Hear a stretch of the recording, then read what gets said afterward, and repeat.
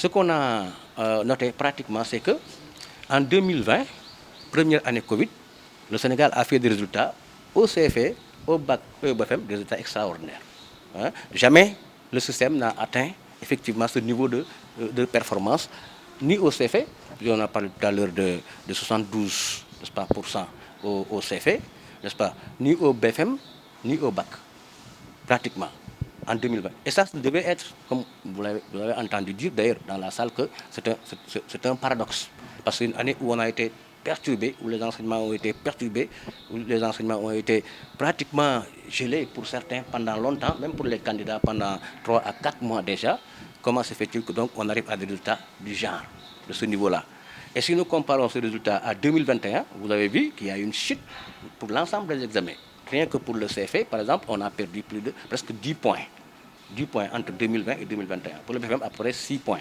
Vous avez vu aussi, il y a une baisse aussi pour le bac, pour 2021. Mais, somme toute, quand même, les résultats de 2021 sont en fait restent supérieurs à 2019. Vous voyez aussi, il y a aussi un paradoxe. Restent supérieurs à les deux années Covid ont été meilleures en termes de résultats que l'année 2019. Donc, M. Ndoye disait de c'est l'année, ça devrait être l'année de référence. Mais ce qui importe, c'est de dire exactement, tenter déjà d'expliquer pourquoi effectivement on a eu de très bons résultats en 2020, surtout en 2020. Parce que ce qui s'est passé en 2020, c'est vrai, on était perturbé. On a réorganisé le système éducatif. Vous n'êtes pas sans savoir que pratiquement pendant 8 mois, les élèves des classes intermédiaires sont restés à la maison, sans enseignement-apprentissage. Que c'est les candidats qui avaient perdu 3 mois qui sont revenus, mais quand ils sont revenus, c'est eux seuls qui avaient repris. Donc, toutes les ressources de l'école, ressources humaines, ressources matérielles, etc., étaient concentrées autour de ces candidats. Toutes les équipes pédagogiques, d'abord la mobilisation des enseignants, les équipes pédagogiques autour des candidats, la réduction des effectifs des classes. Vous avez aussi appris que les classes avaient été scindées, n'est-ce pas, en effectif de 20 par classe. Hein, en effectif de 20 par classe. C'est important. Ensuite, le ministère avait aussi pris la décision d'alléger le programme. Les programmes dont on estime qu'ils sont vraiment très, très encyclopédiques. On les avait allégés constamment. Et pendant toute l'année scolaire, nous avons eu le soutien constant de la communauté, n'est-ce pas, à l'école, aux enseignants, aux élèves. Ça, c'est un élément déterminant.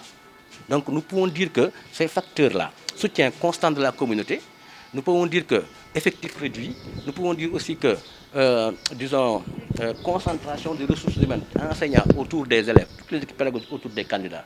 Hein. En même temps, l'allègement du curriculum constitue des facteurs de qualité. Ce sont ces facteurs-là qui semblent expliquer les résultats en 2020. Et je pense qu'il y a une leçon à apprendre. Je dis tout à l'heure dans la salle, au cours du rapport, qu'il n'y a pas encore un travail scientifique pour éprouver ces facteurs et dire quel est le rôle, la contribution de chacun d'eux dans les résultats. Mais au moins, on a l'impression effectivement que quand on réduit quand on a des effectifs corrects, quand on a toute la communauté autour des enseignants, autour de l'école, quand on a des programmes d'une dimension assez gérable, raisonnable, on peut faire de très bons résultats. C'est ça qu'on a voulu, dire. C'est ça qu'on a voulu dire à travers le rapport. Il y a des recommandations. Le rapport, n'est-ce pas, débouche sur des recommandations fortes. C'est-à-dire un certain nombre d'actions que nous avons demandées aux acteurs. D'abord au ministère, on a demandé au ministère de faire un bilan systématique de l'année ou de deux années Covid, n'est-ce pas, pour effectivement tirer les enseignements. Mais on a demandé aussi à toute la communauté vraiment de lire ces résultats, n'est-ce pas, de les analyser et de voir dans quelle mesure ils peuvent encore être présents autour de l'école et autour des élèves. Hein, ces recommandations vont aussi aux collectivités locales, à tous les acteurs et partenaires qui ont un rôle à jouer dans l'éducation.